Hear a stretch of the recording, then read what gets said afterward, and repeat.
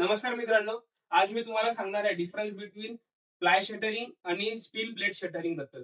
तर बघा, लक्षात घ्या, मार्केटमध्ये दोन टाईपचे रेट्स अवेलेबल आहेत. प्लायच्या शटरिंगचा हा रेट 5 रुपयांनी महाग असतो आणि स्टीलच्या शटरिंगचा रेट हा 5 रुपयांनी स्वस्त असतो. तर असं का बरं? तर बघा, इथे आपण जे आहे शटरिंग जे केलेलं आहे सगळं स्लॅबसाठी, हे आपण प्लायच्या शटरिंग मध्ये स्लॅब कास्ट केला होता.